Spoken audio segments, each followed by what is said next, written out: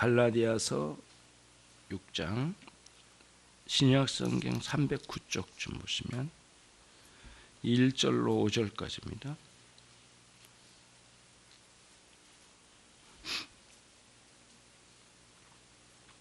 자, 제가 한 절, 여러분 한 절 읽겠습니다. 형제들아, 사람이 만일 무슨 범죄한 일이 드러나거든 신령한 너희는 온유한 심령으로 그러한 자를 바로잡고 내 자신을 돌아보아 너도 시험을 받을까 두려워하라.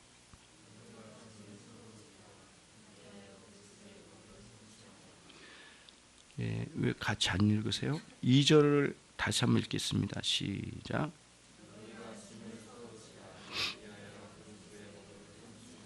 예, 만일 누가 아무것도 되지 못하고 된 줄로 생각하면 스스로 속임이니라.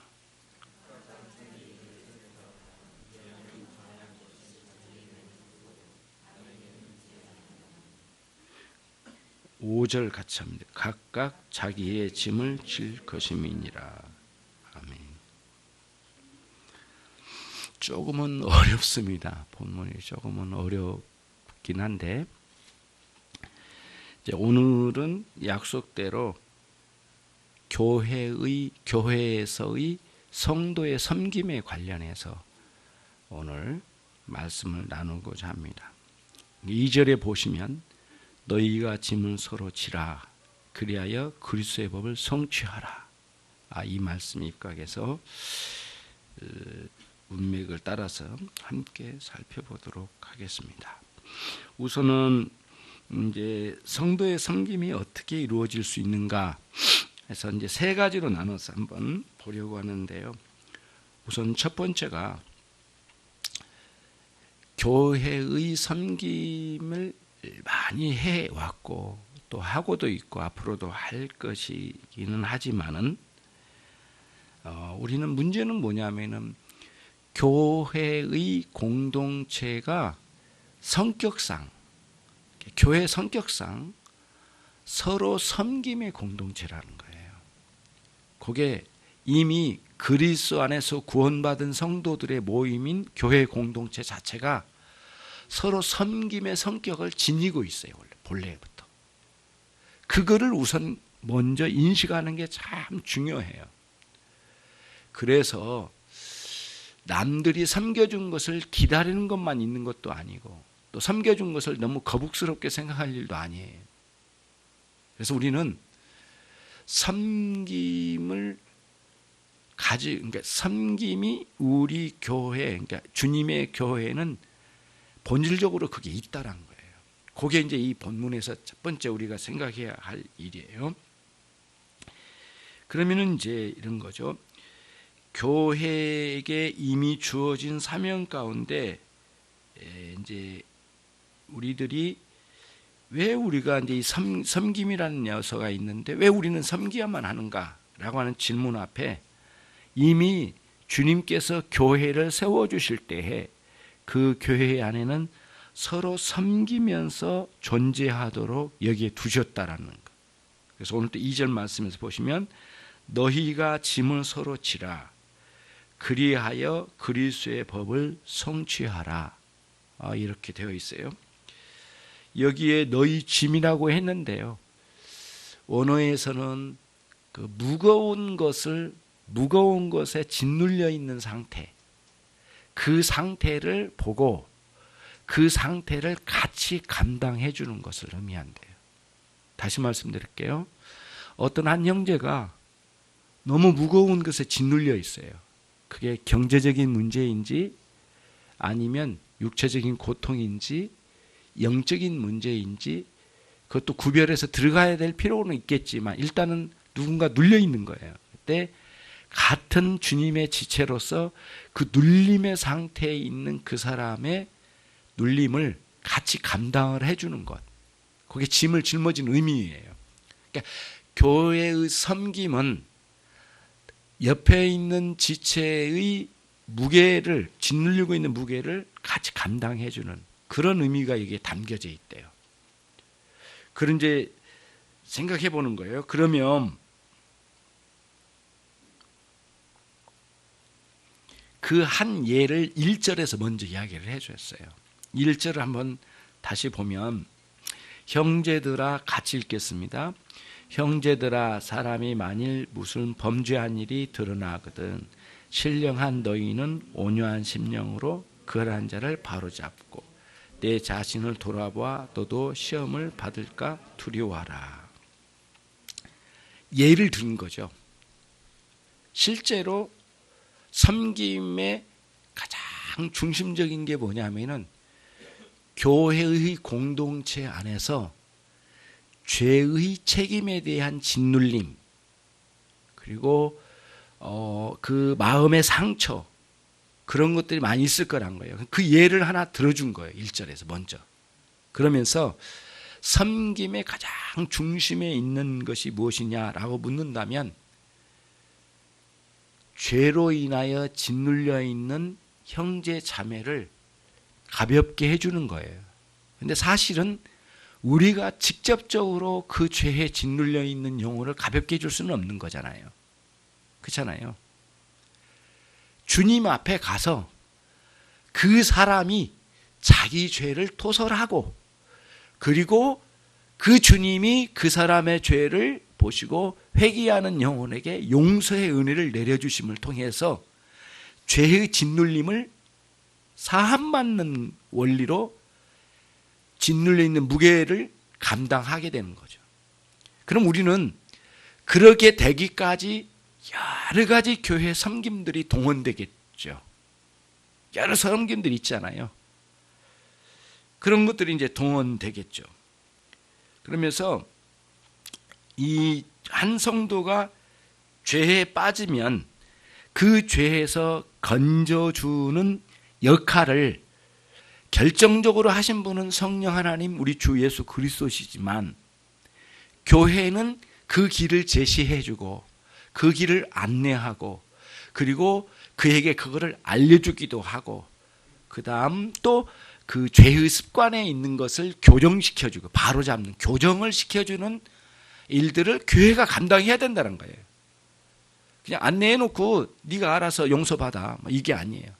진짜 용서의 은혜에 들어가도록 교회에서는 말씀으로 제시해주고 그리스도 앞으로 인도하고, 또 허덕이고 있는 그 영혼을 손을 붙잡고 교회로 인도하기도 하고, 또 교회에서 말씀을 들을 수 있는 환경도 만들어주는 거죠. 그러니까 어떤 사람이 그런 이야기를 하더라고요. 교회의 이 건물에 너무 많은 돈을 투자하니까 자기는 그렇지 않고 교회 이 예배당 없는 곳을 해서 자기는 뭐랄까요, 교회를 세워가고 싶대요. 그래서 무슨 말이 앞뒤가 하나도 안 맞아요. 그래서 그러면 뭐냐면 이 교회에 많이 들어가기 때문에 이걸 뒤집어야 된대요. 그래서 필요 없대. 그래서 길거리나 언제니 그때그때 빌려서 한대요. 그럼 한번 해보라는 건데 그게 쉽지를 않아요. 오히려 비용이 더 들어. 그게 안 되게, 그게 그 어떤 당위성 하나 가지고 되는 게 아니거든요. 이 건물이 존재하고 이런 물건들이 존재한 건 뭐냐면 모두 그리스도 앞으로 우리를 인도하기 위한 다 이렇게 쓸만한 것들을 갖다 놓고 거기에 하는 거예요. 대단한 것도 아니고 값진 것도 아니지만은 어느 거는, 어떤 거는 우리 안에는 중고품도 갖다 놨어요. 그렇지만은 괜찮아요. 거기에 쓰기에 큰 문제가 기능적으로 문제 안 된다면 그리스도 앞으로 인도하는 모든 기능하는데 도구로 쓰여져요. 그러나 문제는 우리 성도들이에요. 성도들이 그러한 정신을 가지고 교회 섬김으로 하고 있느냐가 중요해요. 내가 뭘 하기 때문에, 남들보다 더 많은 걸 하기 때문에 누구로부터 칭찬을 받거나 목회자로부터 인정받는 그런 원리가 아니에요. 핵심은 한 사람 한 사람이 그리스도 앞으로 가서 많은 고통 가운데 있는 상처와 아픔과 죄의 눌림으로부터 해방을 받고 주님과의 관계가 새로워지는 대로 우리가 그들을 인도하기 위하여 우리의 모든 섬김이 거기에 동원되는 거예요. 목회자도 설교가 다 그렇고 모두 그래요. 그런 원리 안에 있어요. 그러면서 이제 우리들이 이거를 보는 거예요. 여러분, 이 본문이 있기 전에 갈라디아서 5장 19절부터 어떤 내용이 나왔냐면 19절로 21절까지는 인간들이 저지르고 있는 육체의 정욕을 따라 저지른 범죄들이 다 나와요. 큰 묶음으로. 그리고는 22절부터 23절까지는 성령의 9가지 열매가 나와요. 그게 보면 무엇이냐? 교회는 앞에 있는 19절로 21절에 있는, 한번 가봅시다. 바로 앞에 있으니까 19절로 21절에 보시면 육체의 일은 현저하니 곧 음행, 더러운 것, 호색, 우상숭배, 술수, 원수 맺는 것, 분쟁과 시기와 분냄과 당짓는 것과 불리함과 이단과 투기와 술취함과 방탕함과 또 그와 같은 것들이라.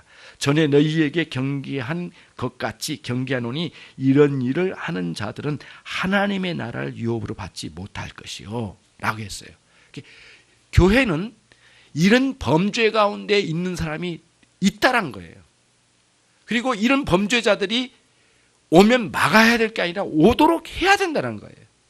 그러면 또 동시에 교회는 뒤에 있는 22절로 23절에 있는 성령의 9가지 열매를 누리고 있는 성도도 있어야 돼. 그래서 22절, 23절 같이 읽겠습니다. 오직 성령의 열매는 사랑과 일학과 화평과 오래 참음과 자비와 양선과 충성과 온유와 절제니 이와 같은 것을 법이 없느니라. 무슨 말씀이에요? 교회는 이런 범죄자도 오고 육체의 정욕을 따라서 허덕이다 온 사람도 오고 성령의 9가지 열매를 풍성히 누린 사람도 같이 공존하는 거예요. 그럴 가능성이 있는 거예요. 그거를 불평하면 안 돼. 왜 저 사람은 저 따위로 살아? 이렇게 말하면 안 되죠. 성령의 9가지 열매를 품고 사실은 그들을 찾아가서 교정해 줘야 되거든요. 그런데 오늘 본문에 보면은 뭐라고 했느냐면 6장 1절에 보면은 신령한 너희는 온유한 심령으로 그렇게 써요. 온유한 심령은 성령의 9가지 열매 23절에 첫머리에 나와요. 온유 절제. 그잖아요. 23절에. 5장 23절에. 그러니까 성령의 9가지 열매의 능력으로 그 범죄 가운데 있고 고통 가운데 있는 영혼을 찾아가서 어루만져주고 그리고 인도해주고요. 같이 울어주고 기도해주고 그리고 어떻게 우리가 이 은혜를 누리고 있는지를 소개하고 알려주고 그렇게 해서 성도를 섬긴다는 거예요. 섬겨야 된다는 거예요. 그러니까 교회의 섬김은 요걸 목표로 산다는 거예요. 섬긴다는 거예요. 그러니까 주방에서 섬기거나 안내를 하거나 앞에서 악기로 섬기거나 찬양으로 섬기거나 뭐 여러 가지 뭐 방식으로 청소를 하거나 다양한 섬김들이 있어요. 근데 그 모든 게 어디로 가요? 이 영혼들이 그리스도 앞에서 그 죄의 짓눌림, 죄의 짓눌림은 죄책이거든요. 죄책은 두 가지예요. 죄에 대한 책임감으로부터 오는 눌림이 하나가 있고요. 하나님 형벌을 받을 수밖에 없다라는 인식 속에서 오는 눌림이에요. 책치적 아픔이고 눌림이고 또 하나는 형벌적 눌림이라고 그래요. 교리적으로 이 두 가지 눌림이 있어요. 근데 그거를 해결하려고 더 많은 죄로 간 사람이 있고 마약으로 간 사람이 있고 그걸 털어버리려고 술 먹은 사람이 있고 자기 향락으로 빠져가는 사람이 있겠지만은 그건 해결할 방법이 아니란 건 우리가 이미 알고 있잖아요. 그리스도 앞으로 나와서 그러면 교회 섬김은 모두 거기에 집중해야 돼요. 누가 잘나서 그거 하는 게 아니에요. 예. 그냥 그 일을 위해서 해야 하는 거예요. 주님 앞에 한 영혼을 데리고 와 은총을 입도록 그래서 교정받도록 그래서 말씀과 성령의 은혜로 교정받기까지 안내해주고 인도해주는데 주력을 해야 되는 거예요. 그렇잖아요. 근데 우리들이 이런 섬김의 정신이 없으면 목적이 뭔지를 몰라요. 그냥 내가 잘 섬겨서 목사님에게 인정받아버림. 성도들에게 인정받고 누기 칭찬받고 그런 목표가 아니라는 거예요. 이미. 이 자체가 이미 그게 아니라는 걸 보여줘요. 그래서 섬김이라는 의미가 굉장히 중요한데 한 영혼이 영적으로 회복의 역사가 있기 위하여 나의 섬김이 쓰임받아야 된다라고 하는 정신을 갖는 거예요. 가정에 가서도 마찬가지예요. 안 믿는 남편, 아내가 있어요. 그러면은 그들을 섬겨야 되겠는데 왜 교회 안 나가냐고 옆구리만 푹푹 찌르고 짜증내듯이만 하고 그게 아니라 잘 안내해서 온유한 마음으로 하는데 온유는커녕 성질머리로 해버리고 짜증으로 해버리고 그래서 교회 안 가면은 밥도 안 줄 거야 협박도 하고 막 이렇게 좀 뭔가 인간적인 방식으로 해결해 보려고 하는데 그런 방식으로는 주님의 방식이 아니란 거예요. 온유한 심령으로 섬김의 원리를 따라 그 사람이 눌리고 있는 죄의 책임, 책임감 때문에 눌림, 그 다음에 그 죄에 대한 형벌적 그 눌림이 있는데 그것이 누구나 다 있대요. 심리적으로 그거를 찾아가는 거예요. 그리고 그의 마음을 이해해주고 기다려주고 오래 참고 하면서 성령의 9가지 열매를 누리면서 그런 성품을 가지고 다가가서 섬김의 원리로 가야 된다는 거예요. 그게 이 본문의 핵심적인 요소예요. 예. 그러니까 우리가 얼마나 잘못됐냐고 이분이 우리가 섬김하면서 하다 보면 상처받으면 에이 모르겠어 나 아닐 거예요 이렇게 해버리고 또 옛날에는 주방에서 제가 그 이야기를 했잖아요. 어느 권사님이 한 분이 다리가 없으셔요. 교통사고로 다리를 잃었어요 이분이. 근데 그거를 감추고 긴 치마 입고 늘 교회 다리 한쪽에다 의지하고 주방을 섬기는데 뜻이 다르다고 주방에 벽에다 밀어붙이고 멱살 잡고 싸우더라는 거예요. 기겁을 했어요. 나 그 소리를 듣고는 진짜 막 어떻게 그럴 수가 있을까? 뭐가 틀렸다고 그렇게 할 수 있을까? 그래서 굉장히 충격을 먹었거든요. 그 권사님이 당하신 그 권사님이 저에게 이야기를 한 거예요. 저를 벽에다 밀어붙이고 멱살 잡고 흔들었는데요. 제가 엄청 충격 먹었어요. 사실 저는 의족을 하나 끼고 있잖아요. 감당할 수 없는데 얼마나 충격적이고 자존감이 바닥으로 떨어졌는데 아무리 이걸 회복하려고 해도 되지를 않더래요. 이게 뭐가 문제인지 세상에 그럴 수가 있을까? 이 섬김의 원리를 모르는 거죠. 그래서 그리스도 앞으로 바르게 인도해야 되겠다는 열정을 가지고 섬김에 깊이 들어가시는 저와 여러분이 꼭 되셔야 되겠습니다. 그렇죠? 그러니까 우리의 섬김의 꽃은 뭐예요? 영적 회복이에요. 섬김 받는 사람이 우선 그렇잖아요. 근데 여기 본문에 보면은 섬기는 너 자신도 돌아봐라 이렇게 돼 있어요. 그러니까 자기 자신도 돌아봐야 돼요. 나도 회복돼야 돼요. 회복이 안 된 상태라면 그렇잖아요. 그렇게 되니까 섬기는 사람도 영적으로 은혜를 누려야 되고 섬김 받는 사람도 영적 회복이 있어야 돼요. 이 섬김을 통하여 이게 같이 일어나야 된다는 거예요. 그러니까 주일날 안내를 하시거나 헌금이혼을 하시거나 주방봉사를 하거나 목회자로서 섬김을 하거나 신방을 하거나 교회 행정을 하거나 재정이나 제가 써왔어요. 지금 다 적어보려고. 그 다음에 모든 섬김들이 많아요. 진짜 이 모든 것들이 나는 이 일을 통해서 뭐를 해요? 한 영혼이라도 주님 앞에 나가 회복의 역사가 있기를 그러면서 땀 흘려서 청소도 하고 그런 거예요. 토요일 날 오후 4시에 오시면 우리 키 큰 집사님 한 분이 기다리고 계세요. 저렇게 쭉 청소를 하시는데 저보다 잘한 분은 처음 봤어요. 나는 10년 동안 나보다 청소 잘하는 사람 못 봤거든요. 제가 그래도 있잖아요. 초등학교 2, 3학년 때 좀 돼서 2, 3학년 때일 거예요. 우리 시골집에 안방부터 그 다음에 마루, 뚫방, 그 다음에 마당 저기 밖에까지 완벽하게 청소해 놓고 모든 잡초 다 뽑아 놓고 딱딱 정리해 놓고 짐 정리해 놓고 딱 앉아 있는데 깜짝 놀라시더라고 어른들이. 너 무슨 일을 했냐. 이 청소에 대해서는 제가 알거든요. 청소의 최고 상황까지도 내가 공부해 본 사람이에요. 진짜 그러니까 그 뭐냐면은요. 청소에 뭐까지 제가 공부를 해봤냐면은 여러분 장난이 아니에요. 저기 삼성동에 가면은 무역회관이 있잖아요. 거기에 청소한 사람인데 어디서 이렇게 직장에서 잘린 사람인데 그쪽을 연구해가지고 거기 무역회관 꼭대기에서 밑에까지 청소를 가장 빠르게 하는 법을 연구를 했더라고요. 모든 기계, 모든 과학적 모든 거 다 동원해가지고 최고의 상을 받은 그 사람의 글을 한번 읽어봤어요. 청소는 이렇게 하는구나. 기가 막히더라고요. 예, 섬김이에요, 섬김.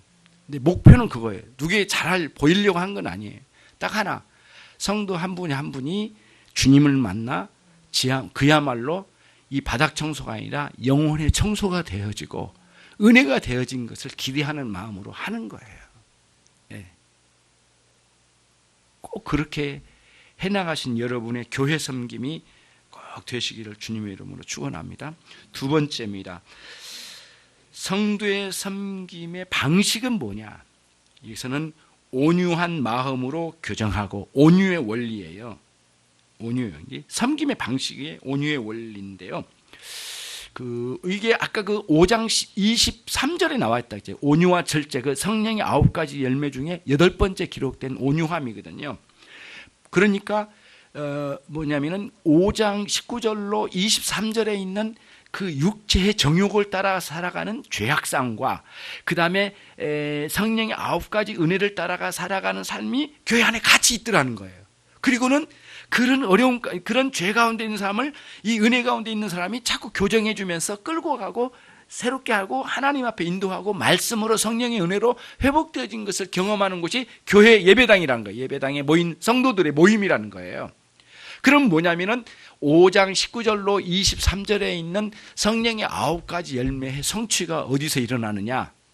놀라운 거는 뭐냐면 우리의 섬김 속에서 일어난다는 거예요. 이게 바울 사도의 관점이에요. 그래서 짐을 지어라 라고 했거든요. 근데 우리가 직접적으로 그 사람의 영혼의 죄의 짓눌림을 짊어질 수는 없는 거예요. 그렇잖아요. 물론 이런 건 있죠. 경제적으로 어려움이나 육체적으로 어려움이 있어서 그걸 도와주는 방식으로 짐을 덜어줄 수 있기는 하지만 근본적으로 영혼의 짓눌림이나 죄의 짓눌림까지는 할 수는 없지만 우리는 말씀과 성령의 은혜로 우리는 제시할 수는 있죠. 내가 해결받고 나 아까 19절로 21절의 삶과 같은 그런 부끄러운 삶을 살았던 사람이 나다. 그렇지만 현재 나는 9가지 성령의 열매에 모두 완전하게 누리는 건 아니지만 그래도 거기서 나는 그걸 누리고 있다. 그러면서 소개하면서 그리스도 앞으로 인도하는 삶을 살아가는 거예요. 이게 그런 방식이에요. 그런데 사람들을 교정하고 이렇게 인도할 때 굉장히 위험성이 있는 거예요. 그게 뭐냐면은 이렇게 하는 거예요. 나는 너 알아. 나도 죄를 저질러 봤고 너 죄 안에 있는데 너 어떤 삶을 사는지 나 알아. 이 교만한 마음이거든요. 정죄거든요. 너 그렇게밖에 못 살아? 그러니까 온유한 마음으로 안 하면 안 되는 거예요, 이게.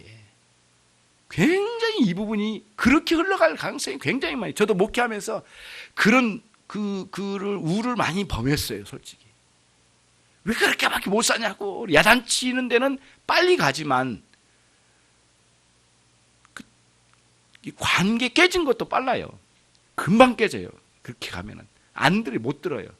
온유함으로 기다려주고 오래 참으면서 해야 되는데 그게 잘 안 되잖아요. 이상할 정도로 우리는 거기에서 즉각적으로 교만한 마음으로 막 나갈 가능성이 굉장히 많아요. 그래서 주님께서 말씀하시잖아요. 주님의 원리가 그거예요. 마태복음 11장 28절로 29절 말씀에서 수고하고 무거운 짐진 자들, 거기도 짐이라고 나와요. 수고하고 무거운 짐진 자들아 다 내게로 오라. 내가 너희를 쉬게 하리라. 그게 그 다음 나와요. 나는 마음이 온유하고 겸손하니. 이렇게 돼요. 마음이 온유하고 겸손하니 나의 멍에를 메고 내게 배우라. 그리하면 너희 마음이 쉼을 얻으리라. 이렇게 됐거든요. 그랬거든요. 주님께서도 이미 원리를 적용하신 거예요. 보세요. 현장에 간음하다 잡혀온 여인을 주님 대하신 태도를 보세요. 너희 중에 죄 없는 자가 돌로 치라. 그리고는 다 떠나고 난데 그 여인에게 하신 말씀이 있어요. 다시는 이 죄 가운데 있지 말라. 죄와 싸워가라. 이제 앞으로는 죄와 어울리지 말고 죄와 싸워가고 그 다음에 이 문제를 용서함의 은혜로 주님 딱 내려주시고 그 여인을 이렇게 세워주세요. 그리고는 다시 세상으로 파송하세요. 죄가 넘쳐나는 세상으로 그 죄와 싸우라는 거예요. 죄 없는 곳으로 옆에 두지 않으셔서 보내주셔요. 이 원리가 굉장히 중요하거든요. 그게 주님의 원리예요. 교회에서 섬김은 뭐냐면은 그들이 그리스도 앞으로 돌아와서 주님의 용서의 은총을 누리는 곳으로 세워져 가는 거예요. 그거예요. 회복의 역사가 그의 생애에 있도록 우리의 섬김이 충만하게 이루어져야만 되겠어요. 그거를 굉장히 중요하게 여겨야 된다라고 하는 것이에요. 그래서 여러분 1절에 보시면 뭐라고 했냐면은 이런 말씀이에요. 신령한 너희는 온유한 심령으로, 이때 신령함이란 무슨 뜻이냐면 영적인 너희들은, 다른 표현으로 말하면 성령의 은혜로 살고 있는 너희는, 그러니까 다른 성도나 다른 사람, 타인의 죄 가운데 눌린 사람을 회복시켜 줄 수 있고 교정시킬 수 있는 건 누구예요? 성령의 은혜 9가지 열매를 누리고 있는 사람이에요. 그 사람. 그래야만 가능하죠. 거기는 오래 참음도 있어요. 예. 그를 오래 참고 그를 절제하고 아름다운 성령의 9가지 열매를 풍성히 누리면서 그에게 다가가서 교정을 해줄 수 있는 그러한 충분한 그러한 은혜가 있는 사람들은 그걸 가라. 사실은 교회는, 교회 공동체는 이런 섬김의 공동체인데, 그 섬김의 공동체의 주된 일들이 뭐냐면 영적 전쟁이에요. 예.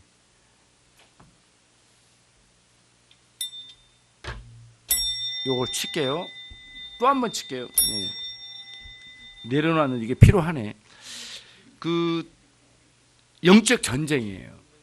영적 전쟁이 있는 곳이에요.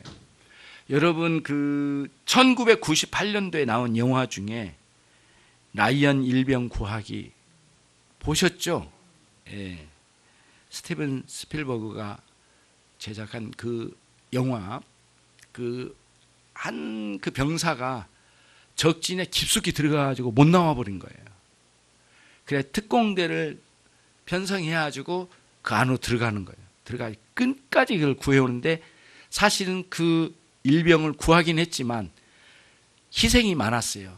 간 대원이 많이 죽고 이렇게 비참하게 처참하게 와요.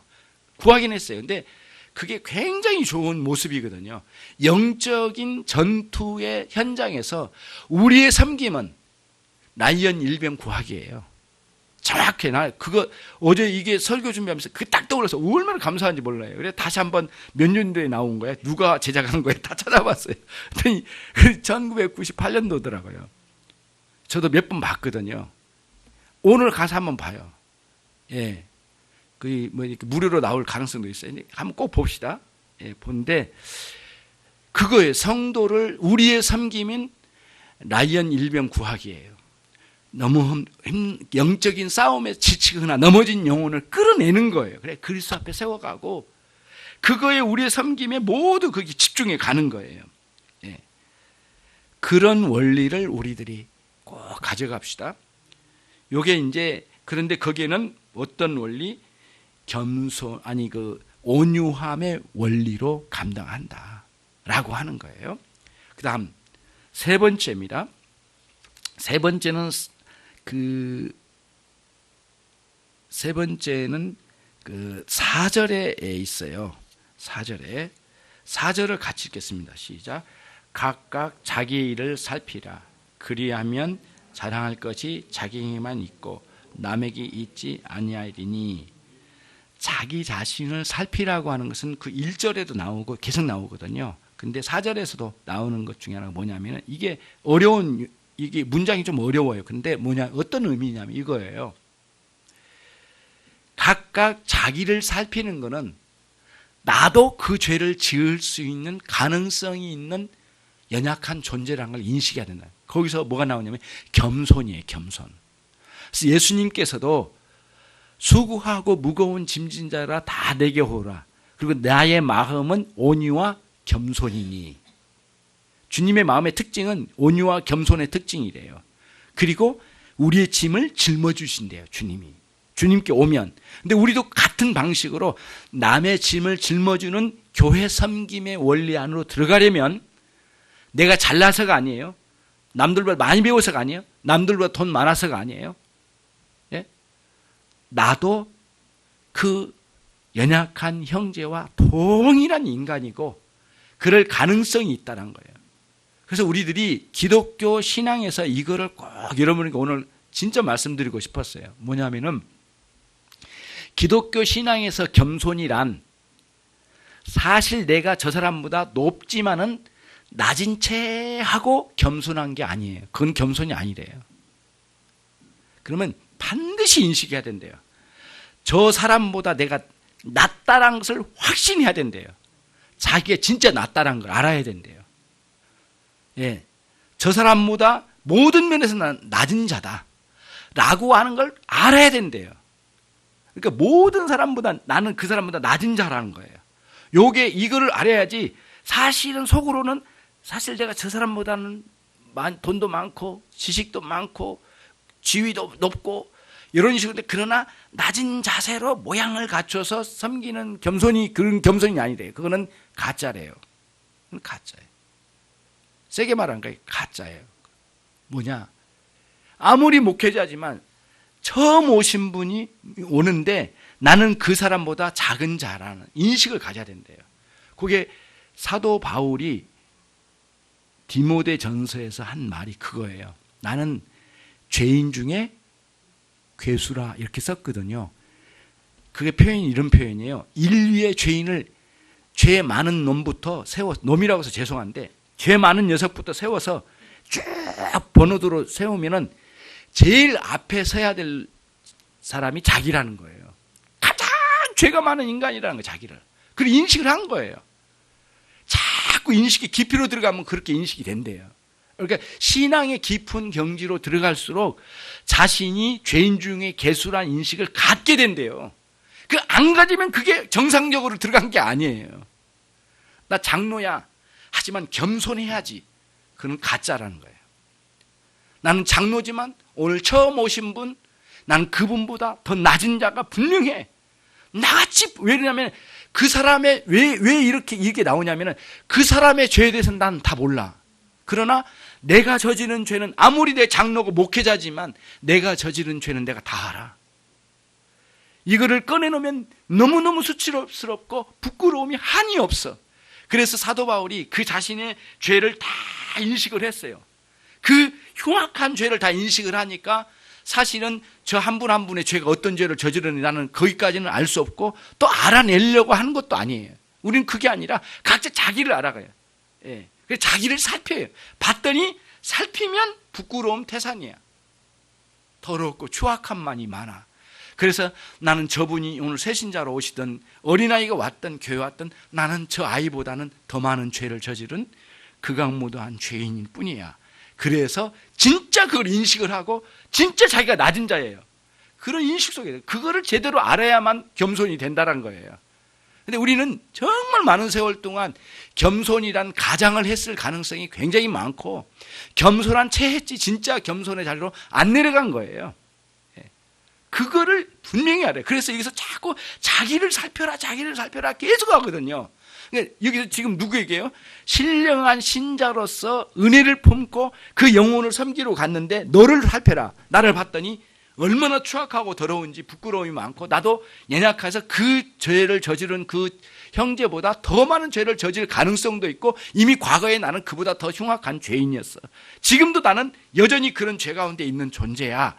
그런 인식을 가지고 죄성이 많은 존재야 라고 인식을 가지고 자기가 낮아져야 된대요.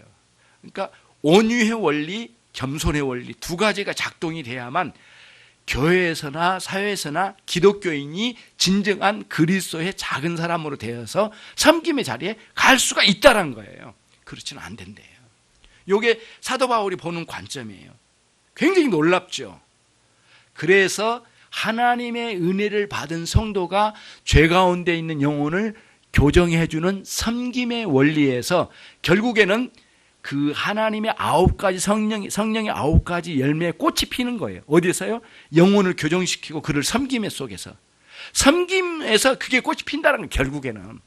그래서 아까 5장 19절로 23절에 그 엄청난 이 상황 두 개의 대비를 줬는데 교회 안에 이게 다 있을 수 있대. 양쪽. 육적인 욕망을 따라 살아가는 사람과 성령의 9가지 열매를 따라 풍성히 사는 두 사람이 다 있는데 서로 상호작용을 일으키면서 서로 섬기면서 이게 소화되면서 그리스도를 함께 닮아가는 원리를 따라 산대요. 기가 막히게 이 본문이 우리에게 주는 맥락이 강렬해요. 야, 목회자가 성도를 섬긴다고 하지만 이런 정신으로 섬겼는가? 이런 온유함과 겸손함으로 영혼을 섬겼는가라고 하는 물음에 좀 부끄러움이 한두 가지가 아니에요. 그런 원리 안에 이제 우리가 있는 거예요. 예. 겸손의 원리예요. 찾아가는 거죠.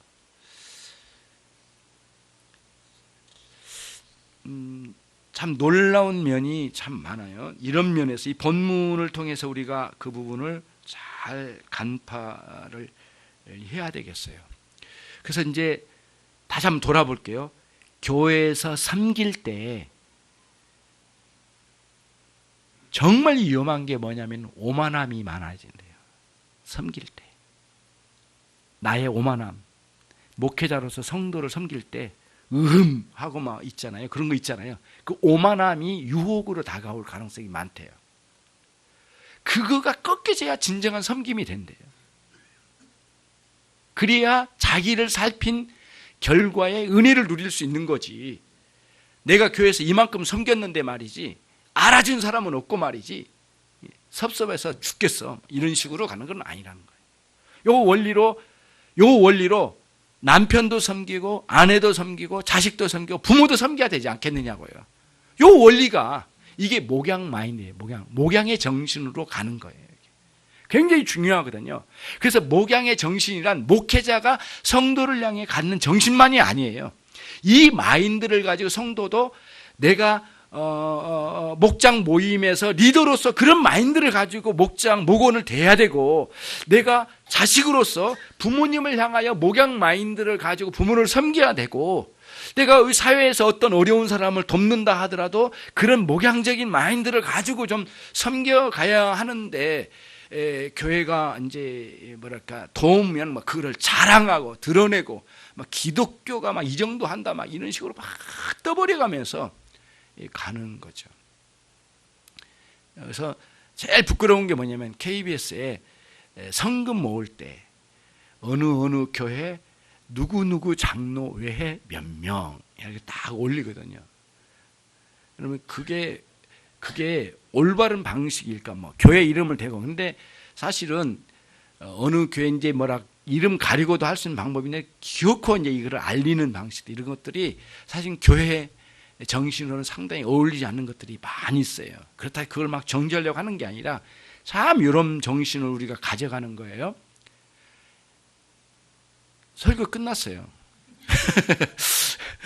마음이 확 풀리죠. 설교 끝났어요. 끝났고 이제 정리를 한번 해볼게요. 이 여러 가지 많은 일들을 생각을 해봤어요. 그러면 이제 4절에서 어려운 문제 한두 가지 풀고 이제 끝내볼게요. 4절을 같이 한번 읽겠습니다. 이게 좀 4절 본문이 이해가 잘 안 될 수가 있어요. 같이 있습니다. 시작. 각각 자기를 살피라. 그리하면 자랑할 것이 자기에게만 있고 남에게는 있지 아니하니.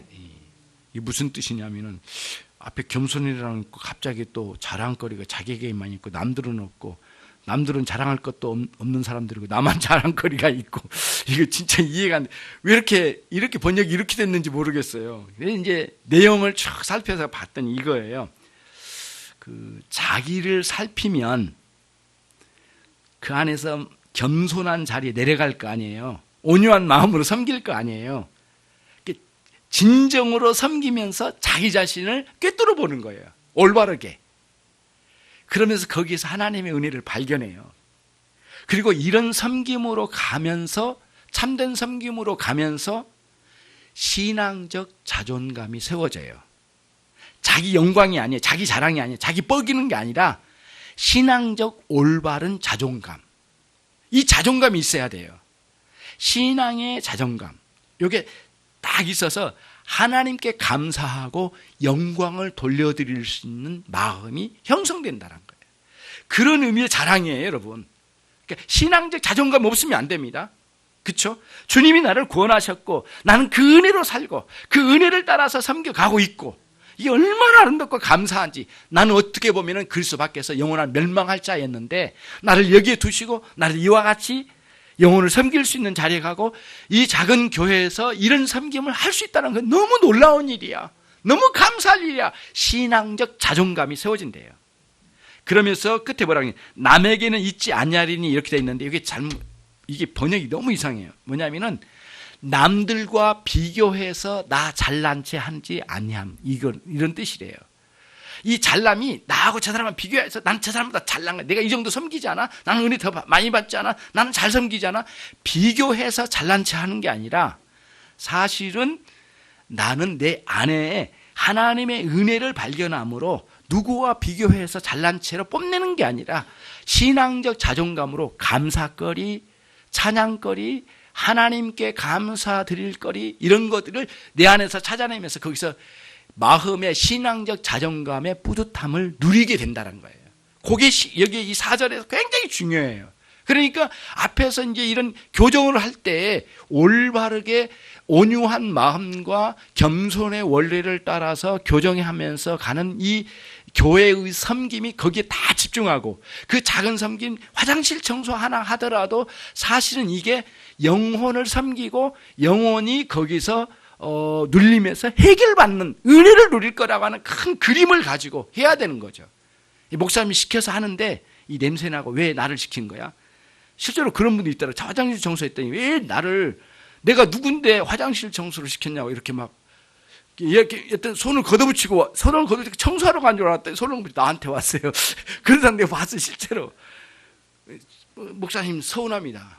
내가 누군데 나를 화장실로 보냅니까? 이게 말이 안 됩니다. 그렇게 한 분도 있더라고요. 너무 깜짝 놀랐어요. 그런데 어디부터 이걸 해결해야 될지 막막하더라고요. 그러니까 오늘 말 설교를 딱 들으면 이 원리다. 이 원리로 가는 거구나. 그리고는 이 원리를 따라 영혼을 섬기는 거구나. 교회는 이 섬김 모두가 거기에 집중해야 되는구나. 이렇게 가는 거죠. 그러면서 이제 5절 끝에 왜냐하면 각각 자기의 짐을 질 것임이니라. 그러면서 남들만 돕고 자기 책임, 내가 해야 할 일은 아무것도 안 하는 남들만 도왔고 남들에게 돕다가 칭찬만 듣고 돌아다닐 사람이 아니라 자기 책임을 완벽하게 해내면서 아주 전체가 균형을 이루면서 건강한 신앙으로 교회를 섬기고 이웃을 섬기고 가족을 섬기고 사회를 섬기고 친구들을 섬겨가는 거예요. 그런 원리가 이 안에 들어있어요. 기가 막히게 이 본문이 교회 섬김의 원리가 담겨져 있더라고요. 사실 이 본문을 가지고 처음으로 설교를 해봤어요. 사실은요. 너무 감사하더라고요. 이 본문이. 그래서 저 자신 많이 돌아봤고요. 여러분도 함께 이 원리를 따라서 정리하고 나중에 이 설교를 정리해서 또 드릴 테니까 잘 한번 생각하시면 우리의 섬김들이 많이 계획되어지기를 원합니다. 기도하겠습니다. 하나님 아버지 감사합니다. 종들을 특별히 사랑해 주시고 인도해 주셔서 교회에서 섬김, 진정한 섬김의 원리가 무엇인지를 깨달아 알게 해주시고 성령의 놀라운 역사하심으로 하나님 이 겸손과 또 온유함의 원리를 따라 영혼을 섬기는 자리로 나가는 귀한 종들이 되게 해 주시옵소서. 참으로 아름다운 교회 섬김, 이웃 섬김, 가족 섬김이 잘 이루어지도록 이 목양의 정신을 잘 받들어서 실행해 나가 주님의 뜻에 따라 순종할 수 있도록 은총을 베풀어 주시옵소서. 예수 그리스도의 이름으로 기도 올리옵나이다. 아멘.